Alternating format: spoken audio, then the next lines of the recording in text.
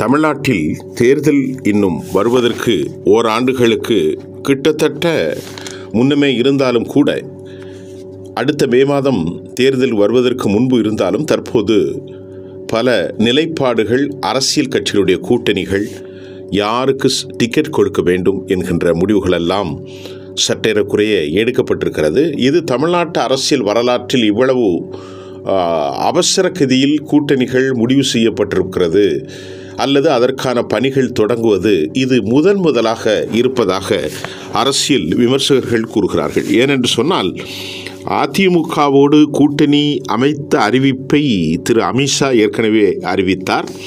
திடீரென எடப்பாடி பழனிசாமி டெல்லிக்கு சென்றார். டெல்லிக்கு சென்று வந்த மாத்திரத்தில் அவர் அதிமுகவோடு கூட்டணி அமித்ஷா முன்னிலையில் அறிவிப்பு செய்யக்கூடிய ஒரு நிர்பந்தத்திற்கு உள்ளாகினார் என்பதை தமிழ் நாட்டில் அனைவரும் பார்க்கக்கூடிய ஒரு காட்சியாக இருந்தது. அதனைத் தொடர்ந்து இன்றைக்கு 4 முனை போட்டிகள் உறுதியாகி இருக்கிறதாலும் அடுத்தடுத்த கட்டத்தில் மாறுதல்கள் ஏற்படலாம் என்றும் எதிர்பார்க்கப்படுகிறது. இதற்கிடையிலே 13 இன்றைய அமைச்சர்களுக்கும் 60 எம்எல்ஏக்களுக்கும் சட்டசபை தேர்தலில் சீட் இல்லை என்றும், செல்வாக்கு சரிவால் திமுக அந்த முடிவை எடுத்திருப்பதாகவும் கூட பிரதான செய்தி ஒன்று வெளியாகியிருக்கிறது. சட்டசபை தேர்தலில் போட்டியிட வாய்ப்பு தராமல் 13 அமைச்சர்கள் 60 எம்எல்ஏக்களுக்கு, அதாவது தற்போது எம்எல்ஏக்களாக இருப்பவர்களுக்கு திராவிட முன்னேற்ற கழக தலைமை சீட் கொடுக்காமல் அவர்களுக்கு மாற்றாக புதிய முகங்களை தேர்தலில் களம் காண வைப்பதற்கான முயற்சிகள் இருப்பதாக அறிவிப்புகள் வெளியாகி இருப்பதாக அந்த செய்தி தெரிவிக்கின்றது. குறிப்பாக 2021 ஆட்சி பிடித்த திராவிட முன்னேற்ற கழகம் 4 ஆண்டுகளாக கடந்திருக்கிற நிலையில் 5ஆம் ஆண்டில் தற்போது அமலாக்கத்துறை மற்றும் நிதி பற்றாக்குறை, சட்டம் ஒழுங்கு பிரச்சினை என பல நெருக்கடிகளுக்கு அவர்கள் உள்ளாகியிருப்பதும், கனிம வள கொள்ளை இப்படி பல பிரச்சனைகள் திமுகவின் மீதே இருந்து வருகிறது. அமைச்சர்கள் பலர் சிக்குண்டிருக்கிறார்கள். திராவிட முன்னேற்ற கழக அமைச்சர்களில் பெரும்பான்மையாக 33% அமைச்சர்கள் ஊழல் குற்றச்சாட்டுகளை தாண்டி பொது களத்தில் அவர்கள் கடினமான தடித்த வார்த்தைகளை பயன்படுத்தியதாலும் கூட பொன்முடி போன்றவர்கள் அதே போன்று கட்சியிலிருந்து விலக்கப்பட்டார்கள். நீதிமன்றத்தினுடைய கடும் அழுத்தம், ஒற்றை கேள்வியின் மூலமாக செந்தில் பாலாஜி நீக்கப்பட்டார், அதாவது அமைச்சரவையிலிருந்து. துரைமுருகன் அவருடைய பேச்சின் மூலம் இலாக்கா மாற்றப்பட்டார். இப்படி பல குழப்பத்தில் இருக்கும் திமுகவில் 13 அமைச்சர்கள் மற்றும் 60 எம்எல்ஏக்களுக்கு சட்டசபை தேர்தலில் சீட் கொடுக்க போவதில்லை என திமுக தலைமை ஏன் முடிவெடுத்தது?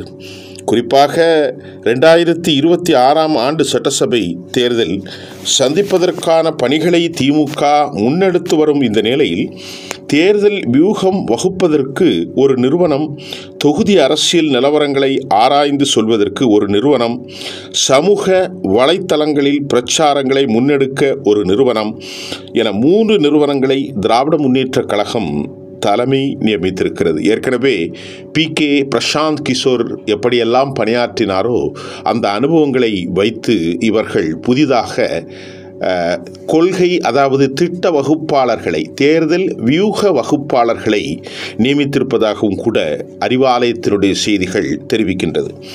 2021 சட்டசபை தேர்தலில் பணியாற்றிய நிறுவனமும் அடக்கம். சமீபத்தில் இணைந்துள்ள இந்நிறுவனத்திற்கு சென்னை அண்ணா சாலையில், அதாவது அண்ணா அறிவாலயத்தில் இடம் ஒதுக்கப்பட்டுள்ளது.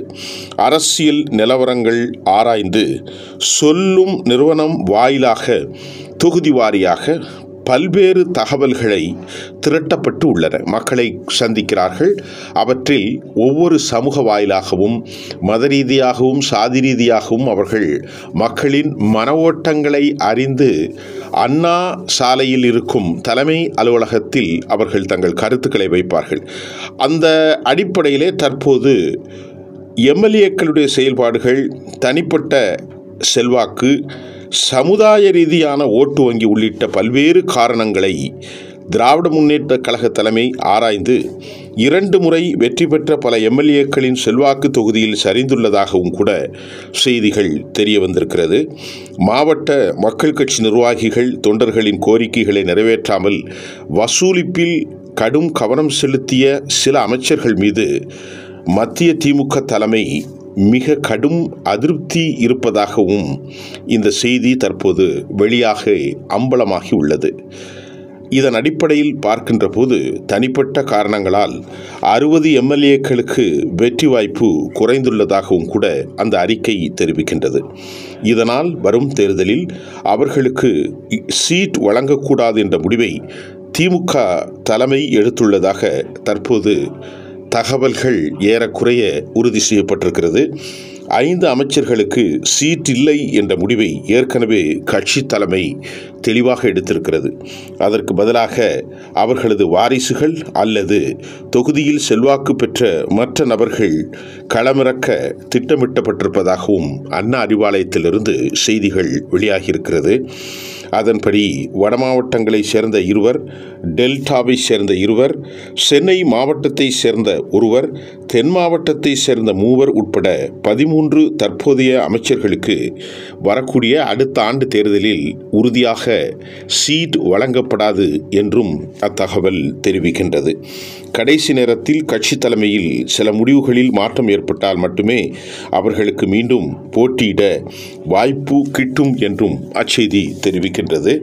ஆக இப்படி திராவிட முன்னேற்ற கழகத்தில் ஊழல்களாலும் தனி வசூல்களாலும் மக்களின் பால் அவர்கள் சரியான அளவில் நடைமுறைகளை மேம்படுத்ததாலும் அதிருப்தி செயல்களில் தொண்டர்களிடத்தில் அதிருப்தி இந்த அடிப்படையிலே திராவிட முன்னேற்ற கழகம் குறிப்பாக தனது அமைச்சர்கள் 13 பேருக்கும் தற்போதைய 60க்கும் மேற்பட்ட எம்எல்ஏக்களுக்கும் கல்தா கொடுப்பதாக முடிவாகியிருப்பதாகவும் கூட அச்செய்தி தெரிவிக்கின்றது. இனி இப்படி நிறைய செய்திகள் வந்து கொண்டே தான் இருக்கும். செய்திகளின் உண்மைத்தன்மை உண்மைதான், ஆனாலும் இது சில மாற்றங்கள் ஏற்படலாம், கடைசி நேரத்தில் மாற்றங்கள் ஏற்படும். இருந்த போதிலும் நாம் கூறுகிற இந்த செய்தியில் பெரும்பான்மையான அமைச்சர்களுக்கு, பெரும்பான்மையான திமுக எம்எல்ஏக்களுக்கு இந்த முறை டிக்கெட் மறுக்கப்படும் என்பதில் எந்த சந்தேகமும் இல்லை என்கின்றார் எமது ஊடுருவல் செய்திகளை அனலைஸ் செய்கிற தொலைக்காட்சி நிபுணர். மீண்டும் இதுபோன்ற செய்திகளை உங்களுக்கு தர காத்திருக்கிறோம். நன்றி.